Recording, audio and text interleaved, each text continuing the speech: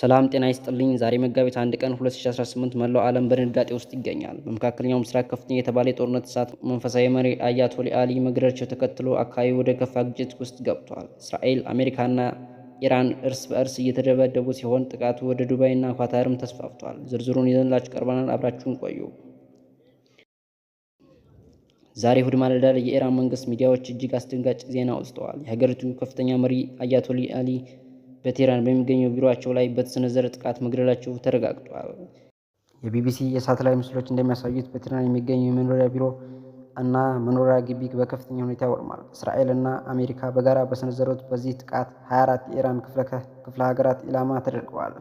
እስካሁን ባለው መረጃ 201 ሰዎች መገደላቸው የተረጋገጠ ሲሆን በደቡባዊ ኢራን በአንዲት የሴቶች ትምህርት ቤት ላይ በደረሰ ፍንዳታ ብቻ 108 ንጹሐን ሕይወታቸው አልፏል።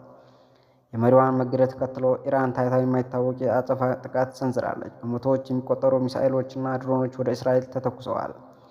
በቴል አቪቭ አንድ የመኖሪያ ሕንፃ ሙሉ በሙሉ መውደሙ ታውቋል። በጥቃቱ ቢያንስ አንዲት ሴት ስትገደል 120 ሰዎች ደግሞ ጉዳት ደርሶባቸዋል።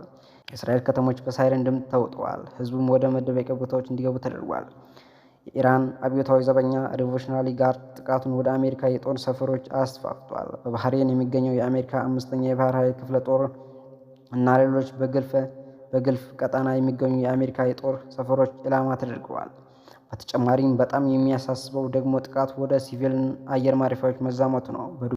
በዱባይ ዓለም አቀፍ አውሮፕላን ማረፊያ በደረሰ ጥቃት 4 ሰዎች ቆስለዋል። በኳታር ዶሃ እና በኩዌት ፍንዳታዎች ተሰምተዋል። የመካከለኛው ምስራቅ አየር ክልል አሁን ላይ ሙሉ በሙሉ ጦርነቱ ቀጠና ተፈርጇል። ተመልካቾቻችን፣ ይህ ክስተት ዓለምን ወደ ሶስተኛ ዓለም ጦርነት ሊከት ይችላል የሚል ስጋት ተፈጥሯል። ኢራን መንፈሳዊ መሪ መገደል እና የዱባይ አየር ማረፊያ መመታት ግጭቱን የት ሊያደርሰው ይችላል?